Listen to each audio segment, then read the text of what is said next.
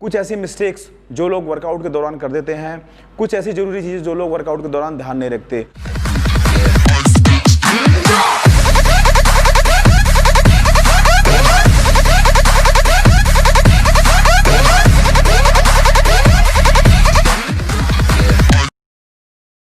Welcome back दोस्तों, नमस्कार, मैं हूं अमित गुप्ता। दोस्तों इस वीडियो में आपके लिए लेके आया हूं कुछ ऐसे बेस्ट टिप्स जिनको आप फॉलो करके अपने चेस्ट की मसल को कम समय में अच्छा से अच्छा रिस्पॉन्स दे सकते हैं। बहुत से बच्चे होते हैं लंबे समय से चेस्ट की ट्रेनिंग कर रहे होते हैं, चेस्ट का मसल उनका ग्रो नहीं कर रहा होता, और उनको इंजरी का सामना भी करना पड़ जाता है। कुछ ऐसी मिस्टेक्स जो लोग वर्कआउट के दौरान कर देते हैं, कुछ ऐसी जरूरी चीजें जो लोग वर्कआउट के दौरान ध्यान नहीं रखते। दोस्तों जब भी आप जिम में एंट्री करते हैं तो सबसे पहला आपका काम क्या होता है, आपने अच्छी तरह सबसे पहले वार्म अप करना है। बहुत से बच्चे वार्म अप में कार्डियो करने लगते हैं। कार्डियो आपने नहीं करना है वर्कआउट के स्टार्टिंग में। आपने अगर कार्डियो करना भी है तो आपने कोशिश ये करना है कि थोड़ा बहुत कार्डियो करना है, 5 से 10 मिनट आपने थोड़ा बहुत हल्का फुल्का कार्डियो कर लिया जिससे आपकी बॉडी जो है वार्म हो जाए। मैक्सिमम कार्डियो जो भी आपने करना है आप वर्कआउट के या ट्रेनिंग के, वेट ट्रेनिंग के आपने बाद में करनी है। इस चीज़ का हमेशा ध्यान रखें। अगर आपने मसल की ग्रोथ और फैट लॉस दोनों को एक साथ करना है तो आप जो है कार्डियो जो है वर्कआउट के बाद कीजिए। तो दोस्तों सबसे पहले हम आते हैं वार्म अप पे। पहला हमें क्या है, वार्म अप हमारा बहुत ही जरूरी है। वर्कआउट जितना हमारा वर्कआउट जरूरी है उससे भी ज़्यादा हमारा जरूरी है कि हम मसल्स को वार्म जरूर करें, खासकर जिस मसल का हम ट्रेनिंग कर रहे हैं। जब हम चेस्ट की ट्रेनिंग करते हैं तो हमारा बेसिकली जो है हमारा डेल्ट पे, शोल्डर पे हमारा जो है लोड आता है। तब हम चेस्ट की ट्रेनिंग करते हैं बेसिकली हमारा शोल्डर पे और ट्राइसेप्स पे लोड आता है। हमें इस चीज़ का ध्यान रखना है जो हमारी ये जो मसल्स हैं ये अच्छी तरह वार्म हो जाएं। तो उसके लिए हम क्या कर सकते हैं, आपने सबसे पहले फर्स्ट ऑफ ऑल आपने सबसे पहले वार्म अप में स्टार्ट किया है। कोई भी आप डंबल ले लीजिए 5 किलो के या 7 किलो के। इसको आपने डंबल प्रेस जो है आपने करने हैं। 20 रैप्स आप कर रही है इसके, कम से कम 4 सेट। ये आपने 20 रैप्स करने हैं 4 सेट्स। इससे क्या होगा, आपका जो शोल्डर है, जो शोल्डर की मसल्स है वो पूरी एक्टिवेट हो जाएगी और गर्म हो जाएगी। उसके बाद आपने स्ट्रेचिंग करनी है प्रॉपर। स्ट्रेचिंग आपने कोई भी नहीं छोड़नी है। बेसिकली 2-4 स्ट्रेचिंग होती हैं उनको जरूर करना है।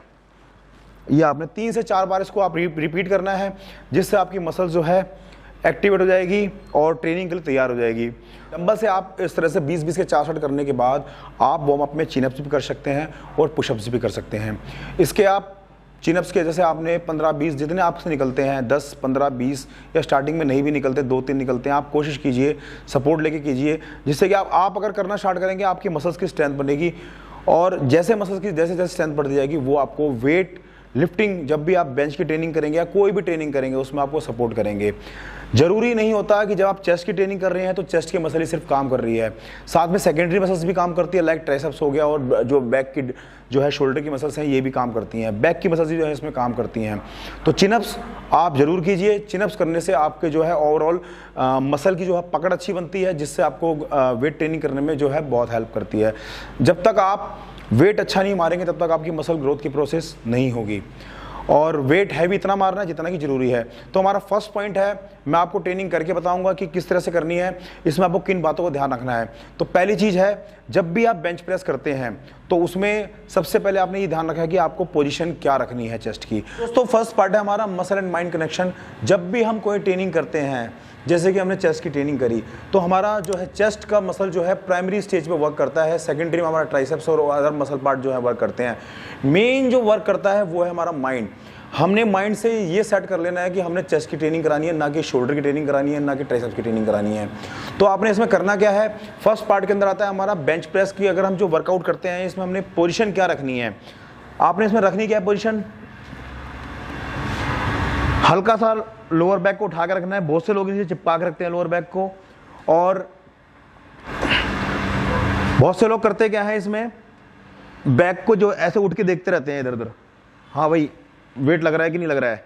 आपने क्या करना है, इसमें चेस्ट को उठा के रखना है और शोल्डर को पीछे की तरफ खींचकर चेस्ट से वेट को खींचना है। और इस बात का ध्यान रखना है कि हाथ पूरे सीधे नहीं करने हैं, नीज जो है लॉक नहीं होनी चाहिए, हल्का सा हाथ मुड़ा रहना चाहिए। ये हल्की सी एल्बो जो है आपकी मुड़ी रहनी चाहिए। ये अगर आप पूरा सीधा कर देंगे ये गलत तरीका है, आपके जो मसल्स है वो रिलैक्स हो जाएगा। आपने क्या करना है, इसको मोड़ के रखना है, पूरी टेंशन जो है मसल पे रहनी चाहिए। ये चीज़ आप लेके आए, फिर उसी मसल से वेट को उठाया, ये लेके आए, उसी मसल से वेट को उठाया। इस चीज़ का आपने बहुत ध्यान रखना है। ये जो है सबसे पहली मिस्टेक है जो लोग बच्चे आजकल जिमों में करते हैं। जब तक आपका उस मसल के पार्ट पर इफेक्ट नहीं आएगा, उस पर लोड नहीं आएगा, तो मसल कैसे ग्रो करेगी। अब बच्चे क्या सीधा लिया, उठाना शुरू कर दिया, शोल्डर पे या ट्राइसेप्स पे लोड आ रहा होता है। जब ओवर ट्रेनिंग हो जाएगी, जैसे आपने शोल्डर, आप चेस्ट कर रहे हो, लोड आ रहा है ट्राइसेप्स पे, फिर आप ट्राइसेप्स भी करोगे तो वो एक्स्ट्रा लोड आ गया, तो आपकी मसल ग्रो नहीं करेगी। आपने माइंड में ये सेट रखना है, आप चेस्ट की ट्रेनिंग कर रहे हो तो आपने वेट से लोड किस पे देना है, चेस्ट की मसल पे देना है। इस चीज़ का आपने ध्यान रखना है। ये 90% लोग जो है ये गलत करते हैं और उनको जो है रिजल्ट नहीं मिलता। सिर्फ वो लोग क्या है, वेट मारने पे ध्यान देते हैं। आप वेट जरूरी नहीं है ज़्यादा मारो, वेट अपना लिमिटेड मारो, जितना आपका मसल जो है लोड ले सकता है, बट 8 से 10 रैप में आपकी मसल थकनी चाहिए, इतना वेट मारो। तो दोस्तों सेकंड पार्ट बहुत ही इंपॉर्टेंट है, जिसमें बहुत बच्चे गलती करते हैं। उनके दिमाग में यह आता है कि हम ज़्यादा ट्रेनिंग करेंगे तो हमारी मसल जो है ज़्यादा ग्रो करेगी। ये बहुत बड़ी गलतफहमी है। आपने किसी भी मसल्स को ट्रेन किया है तो उसको कम से कम 48 घंटे का रेस्ट जरूर दो। 48 घंटे के बाद दोबारा ट्रेनिंग कर सकते हो आप उस मसल की। आपने जैसे मंडे को ट्रेनिंग करी है तो आप जो दूसरी ट्रेनिंग उसी सेम पार्ट की आप थर्सडे को कर सकते हो। जैसे कि आपने चेस्ट मंडे को मारा तो आप थर्सडे को दोबारा चेस्ट मार सकते हो। तो कोशिश ये करो कि हफ्ते में कम से कम 2 बार आप चेस्ट की ट्रेनिंग करो। और ट्रेनिंग में आपने करना क्या है, इस बात का बहुत ध्यान रखना है। जब भी आप ट्रेनिंग करते हो तो आपने हफ्ते में 2 बार करना है और रेपिटेशन जो है आपने 8 से 10 रैप लेने हैं। 8 से 10 रैप का मतलब ये होता है कि आपने वेट इतना लेना है कि आपके 8 से 10 रैप जो है मुश्किल से निकले। ये नहीं कि आपके रैप 16-20 निकल सकते हैं, 16 भी निकल सकते हैं, 20 भी निकल सकते हैं और आप जो है वेट जो है, आप सर ने बोला 8 रैप तो 8 रैप निकालना, नहीं, वो गलत है। और ऐसा भी नहीं है कि रैप 2 या 3 निकल सकते हैं और आप निकालने की कोशिश कर रहे हो 8, उससे आपको इंजरी हो जाएगी। तो आपने इस चीज़ का माइंड में ध्यान रखना है कि आपने खुद अपनी मसल्स की स्ट्रेंथ को खुद पहचानना है। ये आपको कोई ट्रेनर या कोच नहीं बताएगा कि जी इतने किलो की चेस्ट मारो। सीधा आप बच्चे आते हैं पूछते हैं सर कितने किलो से बेंच स्टार्ट करूं। ये चीज़ आप खुद अपने आप को करके आप अपनी मसल से जज करवाओ कि आपका जो मसल्स है कितना लोड ले सकता है। उसके लिए आपको खुद ही प्रैक्टिकल करना पड़ेगा, क्योंकि स्टार्टिंग में कोई बच्चा 10 किलो की बेंच से स्टार्ट करता है, कोई 15 किलो स्टार्ट करता है और कुछ बच्चे ऐसे होते हैं जो सिंगल खाली लोड भी नहीं मार पाते हैं। तो इस चीज़ का आपने बहुत ध्यान रखना है। आपने ट्रेनिंग अपने हिसाब से स्टार्ट करनी है। आपने मंडे को जैसे चेस्ट की ट्रेनिंग करी तो आप ट्राइसेप्स की ट्रेनिंग भी करोगे। जब आपने चेस्ट की ट्रेनिंग करी है तो साथ में आपके ट्राइसेप्स पे लोड पड़ा है और आपके शोल्डर पे भी लोड पड़ा है। अब आप शोल्डर की ट्रेनिंग भी करेंगे, फिर ट्राइसेप्स की ट्रेनिंग भी करेंगे, तो आपके जो है मसल्स जो है ओवर ट्रेन होंगे। तो आपने ये ध्यान रखना है कि चेस्ट की ट्रेनिंग करते समय आपका ट्राइसेप्स पे कम से कम लोड आए, क्योंकि एज ए सेकेंडरी मसल्स आपकी ट्राइसेप्स जो है उस टाइम भी वर्क कर रही होती है। आपने इस चीज़ का बहुत ध्यान रखना है, तभी आपको ग्रोथ प्रोसेस आपकी बॉडी में होगा। अच्छी डाइट अगर आप लेंगे तो। बहुत से बच्चे ये सोचते हैं कि डेली अगर मैं चेस्ट मारूंगा तो मसल मेरी जो है ग्रो करेगी। नहीं, आपकी मसल जो है रिप्ड हो जाएगी, श्रिंक हो जाएगी। डेली अगर आप एक ही मसल को ट्रेन करेंगे तो हार्डनेस आ जाएगी, उसके अंदर साइज गेन नहीं होगा। बहुत से बच्चे जिम में आते हैं और पूछते हैं कि सर मैं कितना रैप मारूं, कितना वेट मारूं। तो ये चीज़ें आपको कोई और नहीं पा सकता। ये चीज़ आप खुद जज करो, खुद महसूस करो कि आप कितना वेट मारोगे कि आपके कितने रैप निकले। अगर आपने मसल गेन करना है तो कम से कम आपको 8 से 10 रैप चाहिए। अब 8 से 10 रैप का मतलब ये नहीं है कि आपने वेट डाल लिया कम, 5 किलो की प्लेटें डाल ली और 16-20 रैप आपके निकल सकते हैं और 8 से 10 रैप निकाल रहे हो तो वो भी तरीका गलत है, उससे आपको कोई बेनिफिट नहीं होगा।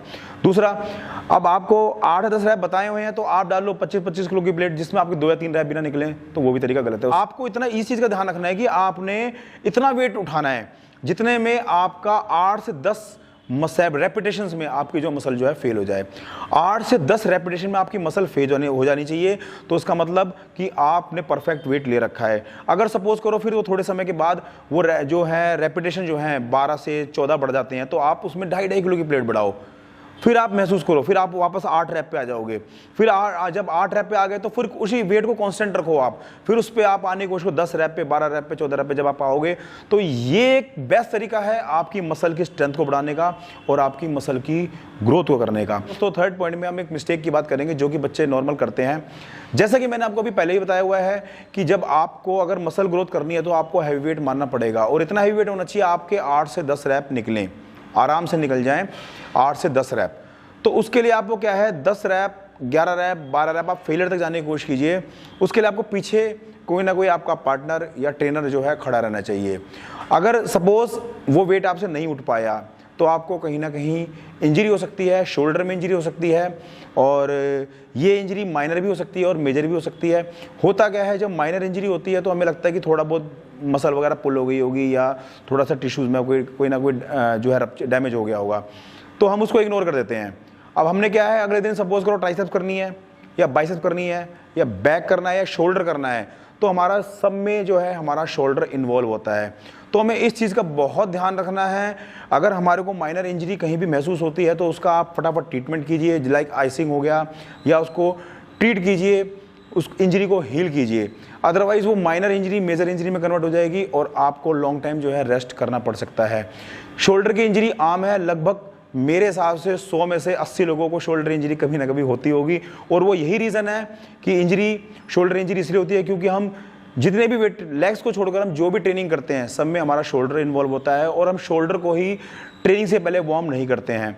तो दोस्तों इस थर्ड पॉइंट में मैंने आपको बताया कि आपने जब भी ट्रेनिंग करनी है तो अपने साथ, खासकर बेंच में, बेंच आप तीनों बेंच करते हैं, फ्लैट, इंक्लाइन, डिक्लाइन या डंबल प्रेस करते हैं, तो आपने अपने साथ पार्टनर को या ट्रेनर को अपने पास खड़ा रखना है, या आप डंबल फ्लाई करते हैं। ये थोड़ी रिस्की एक्सरसाइज है, इनमें आपने इन चीज़ों को ध्यान रखना है। एक बार थोड़ी सी गलती से जो है इंजरी होगी वो हरदम के लिए आपको जो है परेशान करती रहेगी। तो दोस्तों ये थे 3 ऐसे चेस्ट के मिस्टेक जो कि लोग जिमों में करते हैं और लंबे समय तक वर्कआउट करते रहते हैं, उन्हें कोई भी बेनिफिट नहीं मिलता। किसी भी कारणवश इंजरी हो जाए या उनकी मसल रिस्पॉन्स नहीं देती, यही 3 मेन कारण है। इसके अलावा कोई और कारण मेरे हिसाब से तो नहीं बनता। तो आपने क्या करना है, इन तीनों चीज़ों को फॉलो करो। आप 10 से 15 दिन फॉलो करके देखो, आपको भाई बेनिफिट जरूर मिलेगा।